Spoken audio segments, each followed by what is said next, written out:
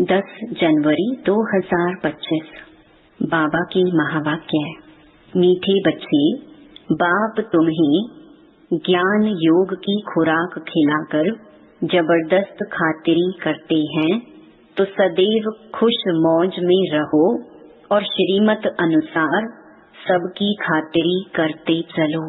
प्रश्न: इस संगम युग पर आपके पास सबसे अमूल्य चीज कौन सी है जिसकी संभाल करनी है? उत्तर: इस सर्वोत्तम ब्राह्मण कुल में आपकी यह जीवन बहुत अमूल्य है, इसलिए शरीर की संभाल जरूर करनी है। ऐसे नहीं, यह तो मिट्टी का पुतला है, कहाँ यह खलास हो जाए। नहीं, इनको जीते रखना है। कोई बीमार होते हैं तो उनसे तंग नहीं होना चाहिए। उनको बोलो, तुम शिव बाबा को याद करो। जितना याद करेंगे उतना पाप कटते जाएंगे। उनकी सर्विस करनी चाहिए। जीता रहे, शिव बाबा को याद करता रहे। ओम शांति। ज्ञान का तीसरा नेत्र देने वाला रूहानी बाप बैठ रूहानी बच्चों को समझाते हैं। ज्ञान का तीसरा नेत्र सिवाय बाप के और कोई दे नहीं सकता। अभी तुम बच्चों को ज्ञान का तीसरा नेत्र मिला है। अभी तुम बच्चे जानते हो कि यह पुरानी दुनिया बदलने वाली है। बेचारे मनुष्य नहीं जानते कि कौन बदलाने वाला है और कैसे बदलाते हैं, क्योंकि उन्हों को ज्ञान का तीसरा नेत्र ही नहीं है। तुम बच्चों को अभी ज्ञान का तीसरा नेत्र मिला है, जिससे तुम सृष्टि के आदि मध्य अंत को जान गए हो। यह है ज्ञान की सक्रीन। सक्रीन की एक बूंद भी कितनी मीठी होती है। ज्ञान का एक ही अक्षर है, मन मना भव। यह अक्षर कितना मीठा है। अपने को आत्मा समझ बाप को याद करो। बाप शांति धाम और सुख धाम का रास्ता बता रहे हैं। बाप आए हैं बच्चों को स्वर्ग का वर्षा देने, तो बच्चों को कितनी खुशी रहनी चाहिए। कहते भी हैं, खुशी जैसी खुराक नहीं। जो सदैव खुश मौज में रहते हैं उनके लिए यह जैसी खुराक होती है। 21 जन्म मौज में रहने की यह जबरदस्त खुराक है। यह खुराक सदैव एक दो को खिलाते रहो। यह है एक दो की जबरदस्त खातिरी। ऐसी खातिरी और कोई मनुष्य की कर न सके। तुम बच्चे श्रीमत पर सभी की रूहानी खातिरी करते हो। सच्ची सच्ची खुश ठहराफत भी यह है, किसको बाप का परिचय देना। मीठे बच्चे जानते हैं, बेहद के बाप द्वारा हमको जीवन मुक्ति की सौगात मिलती है। सतयुग में भारत जीवन मुक्त था, पावन था। बाप बहुत बड़ी ऊंची खुराक देते हैं। तब तो गायन है, अतीन्द्रिय सुख पूछना हो तो गोप गोपियों से पूछो। यह ज्ञान और योग की कितनी फर्स्ट क्लास वंडरफुल खुराक है, और यह खुराक एक ही रूहानी सर्जन के पास है और किसको इस खुराक का मालूम ही नहीं है। बाप कहते हैं, मीठे बच्चों, तुम्हारे लिए तेरी माना हथेली पर सौगात ले आया हूँ।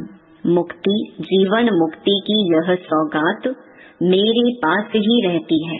कल्प कल्प में ही आकर तुमको यह सौगात देता हूँ, फिर रावण छीन लेता है। तो अभी तुम बच्चों को कितना खुशी का पारा चढ़ा रहना चाहिए। तुम जानते हो, हमारा एक ही बाप टीचर और सच्चा सच्चा सतगुरु है, जो हमको साथ ले जाते हैं। मोस्ट बिलवेड बाप से विश्व की बादशाही मिलती है। यह कम बात है क्या? बच्चों को सदैव हर्षित रहना चाहिए। Godly student life is the best. यह अभी का ही गायन है ना। फिर नई दुनिया में तुम सदैव खुशियाँ मनाते रहेंगे। दुनिया नहीं जानती कि सच्ची सच्ची खुशियाँ कब मनाई जाएंगी। मनुष्यों को तो सतयुग का ज्ञान ही नहीं है, तो यहाँ ही मनाते रहते हैं। परंतु इस पुरानी तमो प्रधान दुनिया में खुशी कहाँ से आई? यहाँ तो त्राही त्राही करते रहते हैं। कितना दुख की दुनिया है। बाप तुम बच्चों को कितना सहज रास्ता बताते हैं। गृहस्थ व्यवहार में रहते कमल फूल समान रहो। धंधा धोरी आदि करते भी मुझे याद करते रहो। जैसे आशिक और माशूक होते हैं, वह तो एक दो को याद करते रहते हैं। वह उनका आशिक, वह उनका माशूक होता है। यहाँ यह बात नहीं है। यहाँ तो तुम सभी एक माशूक के जन्म जन्मांतर से आशिक रहे हो। बाप तुम्हारा कभी आशिक नहीं बनता। तुम उस माशूक को आने लिए याद करते आए हो। जब दुख जास्ती होता है तो जास्ती सुमिरन करते हैं, तब तो गायन भी है। दुख में सुमिरन सब करें, सुख में करे न कोई। इस समय जैसे बाप सर्वशक्तिमान है, दिन प्रतिदिन माया भी सर्वशक्तिमान तमो प्रधान होती जाती है। इसीलिए अब बाप कहते हैं, मीठे बच्चे देही अभिमानी बनो। अपने को आत्मा समझ मुझ बाप को याद करो और साथ साथ दैवी गुण भी धारण करो। तुम ऐसे लक्ष्मी नारायण बन जाएंगे। इस पढ़ाई में मुख्य बात है ही याद की। ऊंचते ऊंच बाप को बहुत प्यार स्नेह से याद करना चाहिए। वह ऊंचते ऊंच बाप ही नई दुनिया स्थापन करने वाला है। बाप कहते हैं, मैं आया हूँ तुम बच्चों को विश्व का मालिक बनाने। इसीलिए अब मुझे याद करो तो तुम्हारे अनेक जन्मों के पाप कट जाएंगे। पतित पावन बाप कहते हैं, तुम बहुत पतित बन गए हो, इसलिए अब तुम मुझे याद करो तो तुम पावन बन और पावन दुनिया का मालिक बन जाएंगे। पतित पावन बाप को ही बुलाते हैं ना। अब बाप आए हैं तो जरूर पावन बनना पड़ी। बाप दुख हरता सुख करता है। बरोबर सतयुग में पावन दुनिया थी तो सभी सुखी ही थे। अब बाप फिर से कहते हैं, बच्चे शांति धाम और सुख धाम को याद करते रहो। अभी है संगम युग। खिवैया तुमको इस पार से उस पार ले जाते हैं। नैया कोई एक नहीं, सारी दुनिया जैसे एक बड़ा जहाज है, उनको पार ले जाते हैं। तुम मीठे बच्चों को कितनी खुशियाँ होनी चाहिए। तुम्हारे लिए तो सदैव खुशी ही खुशी है। बेहद का बाप हमको पढ़ा रहे हैं। वाह, यह तो कभी भी न सुना न पढ़ा। भगवान उवाच, मैं तुम रूहानी बच्चों को राजयोग सिखा रहा हूँ। तो पूरी रीति सीखना चाहिए, धारणा करनी चाहिए, पूरी रीति पढ़ना चाहिए। पढ़ाई में नंबर वार तो सदैव होते ही हैं। अपने को देखना चाहिए, मैं उत्तम हूँ, मध्यम हूँ व कनिष्ठ हूँ। बाप कहते हैं, अपने को देखो, मैं ऊंच पद पाने के लायक हूँ, रूहानी सर्विस करता हूँ। क्योंकि बाप कहते हैं, बच्चे सर्विसेबल बनो, फॉलो करो। मैं आया ही हूँ सर्विस के लिए, रोज सर्विस करता हूँ, इसलिए ही तो यह रथ लिया है। इनका रथ बीमार पड़ जाता है तो मैं इनमें बैठ मुरली लिखता हूँ। मुख से तो बोल नहीं सकते तो मैं लिख देता हूँ, ताकि बच्चों के लिए मुरली मिस ना हो। तो मैं भी सर्विस पर हूँ ना। यह है रूहानी सर्विस। तो तुम बच्चे भी बाप की सर्विस में लग जाओ, ऑन गॉड फादरली सर्विस। जो अच्छा पुरुषार्थ करते हैं, अच्छी सर्विस करते हैं, उनको महावीर कहा जाता है। देखा जाता है कौन महावीर हैं, जो बाबा के डायरेक्शन पर चलते हैं। बाप का फरमान है, अपने को आत्मा समझ, भाई भाई देखो। इस शरीर को भूल जाओ। बाबा भी शरीर को नहीं देखते हैं। बाप कहते हैं, मैं आत्माओं को देखता हूँ। बाकी यह तो ज्ञान है कि आत्मा शरीर बिगर बोल नहीं सकती। मैं भी इस शरीर में आया हूँ, लोन लिया हुआ है। शरीर साथ ही आत्मा पढ़ सकती है। बाबा की बैठक यहाँ भ्रकुटी में है। यह है अकाल तख्त। आत्मा अकाल मूर्त है। आत्मा कब छोटी बड़ी नहीं होती है, शरीर छोटा बड़ा होता है। जो भी आत्माएं हैं उन सभी का तख्त यह भ्रकुटी है। शरीर तो सभी के भिन्न भिन्न होते हैं। किसका अकाल तख्त पुरुष का है, किसका अकाल तख्त स्त्री का है, किसका अकाल तख्त बच्चे का है। बाप बैठ बच्चों को रूहानी ड्रिल सिखलाते हैं। जब कोई से बात करो तो पहले अपने को आत्मा समझो। हम आत्मा फलाने भाई से बात करते हैं। बाप का पैगाम देते हैं कि शिव बाबा को याद करो। याद से ही जंक उतरनी है। सोने में जब अलॉय पड़ती है तो सोने की वैल्यू ही कम हो जाती है। तुम आत्माओं में भी जंक पड़ने से तुम वैल्यूलेस हो गए हो। अब फिर पावन बनना है।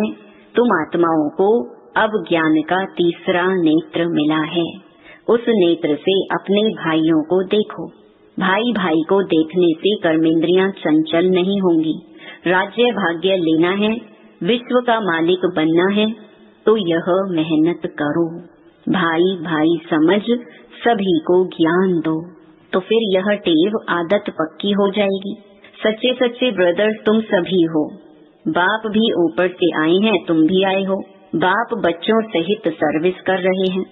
सर्विस करने की बाप हिम्मत देते हैं। हिम्मते बच्चे मददे बाप। तो यह प्रैक्टिस करनी है। मैं आत्मा भाई को पढ़ाता हूँ। आत्मा पढ़ती है ना, इसको स्पिरिचुअल नॉलेज कहा जाता है, जो रूहानी बाप से ही मिलती है। संगम पर ही बाप आकर यह नॉलेज देते हैं कि अपने को आत्मा समझो। तुम नंगे आए थे, फिर यहाँ शरीर धारण कर तुमने 84 जन्म पार्ट बजाया है। अब फिर वापस चलना है, इसलिए अपने को आत्मा समझ भाई भाई की दृष्टि से देखना है। यह मेहनत करनी है, अपनी मेहनत करनी है। दूसरे में हमारा क्या जाता। चैरिटी बिगिंस एट होम, अर्थात पहले खुद को आत्मा समझ फिर भाइयों को समझाओ तो अच्छी रीति तीर लगेगा। यह जौहर भरना है। मेहनत करेंगे तब ही ऊंच पद पाएंगे। इसमें कुछ सहन भी करना पड़ता है। जब कोई उल्टी सुल्टी बात बोले तो तुम चुप रहो। तुम चुप रहेंगे तो फिर दूसरा क्या करेगा। ताली दो हाथ से बजती है। एक ने मुख की ताली बजाई, दूसरा चुप कर दे तो वह आपे ही चुप हो जाएंगे। ताली से ताली बजने से आवाज हो जाता है। बच्चों को एक दो का कल्याण करना है। बाप समझाते हैं, बच्चे सदैव खुशी में रहने चाहते हो तो मन मना भव। अपने को आत्मा समझ बाप को याद करो। भाइयों आत्माओं तरफ देखो। तो बच्चों को रूहानी यात्रा पर रहने की आदत डालनी है। तुम्हारे ही फायदे की बात है। बाप की शिक्षा भाइयों को देनी है। बाप कहते हैं, मैं तुम आत्माओं को ज्ञान दे रहा हूँ, आत्माओं को ही देखता हूँ। मनुष्य मनुष्य से बात करेंगे तो उनके मुंह को देखेंगे ना। तुम आत्मा से बात करते हो तो आत्मा को ही देखना है। भल शरीर द्वारा ज्ञान देते हो, परंतु इसमें शरीर का भान तोड़ना होता है। तुम्हारी आत्मा समझती है, परमात्मा बाप हमको ज्ञान दे रहे हैं। बाप भी कहते हैं, आत्माओं को देखता हूँ। आत्माएं भी कहती, हम परमात्मा बाप को देख रहे हैं, उनसे नॉलेज ले रहे हैं। इसको कहा जाता है स्पिरिचुअल ज्ञान की लेन देन। आत्मा की आत्मा के साथ। आत्मा में ही ज्ञान है, आत्मा को ही ज्ञान देना है। यह जैसे जौहर है। तुम्हारे ज्ञान में यह जौहर भर जाएगा तो किसको भी समझाने से झट तीर लग जाएगा। बाप कहते हैं, प्रैक्टिस करके देखो, तीर लगता है ना। यह नई टेव डालनी है तो फिर शरीर का भान निकल जाएगा। माया के तूफान कम आएंगे, बुरे संकल्प नहीं आएंगे, क्रिमिनल आई भी नहीं रहेगी। हम आत्मा ने 84 का चक्कर लगाया, अब नाटक पूरा होता है। अब बाबा की याद में रहना है। याद से ही तमो प्रधान से सतो प्रधान बन। सतो प्रधान दुनिया के मालिक बन जाएंगे। कितना सहज है। बाप जानते हैं बच्चों को यह शिक्षा देना भी मेरा पार्ट ही है, कोई नई बात नहीं। हर 5000 वर्ष बाद हमको आना होता है। मैं बंधाएमान हूँ, बच्चों को बैठ समझाता हूँ, मीठे बच्चे रूहानी याद की यात्रा में रहो तो अंत मते सो गति हो जाएगी। यह अंत काल है ना, मामेकम याद करो तो तुम्हारी सदगति हो जाएगी। याद की यात्रा से पाया मजबूत हो जाएगा। यह देही अभिमानी बनने की शिक्षा एक ही बार तुम बच्चों को मिलती है। कितना वंडरफुल ज्ञान है। बाबा वंडरफुल है तो बाबा का ज्ञान भी वंडरफुल है, कब कोई बता न सके। अभी वापस चलना है, इसलिए बाप कहते हैं मीठे बच्चों यह प्रैक्टिस करो, अपने को आत्मा समझ आत्मा को ज्ञान दो। तीसरे नेत्र से भाई भाई को देखना है, यह बड़ी मेहनत है। यह है तुम ब्राह्मणों का सर्वोत्तम ऊंच ते ऊंच कुल। इस समय तुम्हारा जीवन अमूल्य है, इसलिए इस शरीर की भी संभाल करनी है। तमो प्रधान होने कारण शरीर की आयु भी कम होती गई है। अब तुम जितना योग में रहेंगे उतना आयु बढ़ेगी। तुम्हारी आयु बढ़ते बढ़ते 150 वर्ष हो जाएगी सतयुग में। इसीलिए शरीर की भी संभाल करनी है। ऐसे नहीं यह तो मिट्टी का पुतला है, कहाँ यह खलास हो जाए। नहीं, इनको जीते रखना है। यह अमूल्य जीवन है ना। कोई बीमार होते हैं तो उनसे तंग नहीं होना चाहिए। उनको भी बोलो शिव बाबा को याद करो। जितना याद करेंगे उतना उनके पाप कटते जाएंगे। उनकी सर्विस करनी चाहिए। जीता रहे, शिव बाबा को याद करता रहे। यह समझ तो रहती है ना, हम बाबा को याद करते हैं, आत्मा याद करती है बाप से वर्षा पाने के लिए। अच्छा, मीठे मीठे सिकी लधे बच्चों प्रति नंबरवार पुरुषार्थ अनुसार माता पिता बाप दादा का याद प्यार और गुड मॉर्निंग। रूहानी बाप की रूहानी बच्चों को नमस्ते। धारणा के लिए मुख्य सार। पहला, अपने को देखो, मैं पुरुषार्थ में उत्तम हूँ, मध्यम हूँ या कनिष्ठ हूँ। मैं ऊंच पद पाने के लायक हूँ। मैं रूहानी सर्विस करता हूँ। दूसरा, तीसरे नेत्र से आत्मा भाई को देखो। भाई भाई समझ सभी को ज्ञान दो। आत्मिक स्थिति में रहने की आदत डालो तो कर्मेंद्रियां चंचल नहीं होंगी। वरदान, ब्रह्मा बाप समान महात्याग से महान भाग्य बनाने वाले फरिश्ता सो विश्व महाराजन भव। फरिश्ता सो विश्व महाराजन बनने का वरदान उन्हीं बच्चों को प्राप्त होता है जो ब्रह्मा बाप के हर कर्म रूपी कदम के पीछे कदम उठाने वाले हैं, जिनका मन बुद्धि संस्कार सदा बाप के आगे समर्पित है। जैसे ब्रह्मा बाप ने इसी महात्याग से महान भाग्य प्राप्त किया, अर्थात नंबर 1 संपूर्ण फरिश्ता और नंबर 1 विश्व महाराजन बने, ऐसे फॉलो फादर करने वाले बच्चे भी महान त्यागी व सर्वस्व त्यागी होंगे। संस्कार रूप से भी विकारों के वंश का त्याग करेंगे। स्लोगन, अभी सब आधार टूटने हैं, इसलिए एक बाप को अपना आधार बनाओ। अपनी शक्तिशाली मनसा द्वारा सकाश देने की सेवा करो। इतनी सारी प्रकृति को परिवर्तन करना, तमोगुणी संस्कारों वाली आत्माओं के तमोगुणी वाइब्रेशंस को बदलना और स्वयं को भी ऐसे खूने नाहिक वायुमंडल के वाइब्रेशन से सेफ रखना तथा उन आत्माओं को सहयोग देना, इस विशाल कार्य के लिए मनसा को शुभ भावनाओं से संपन्न शक्तिशाली बनाओ। ओम शांति।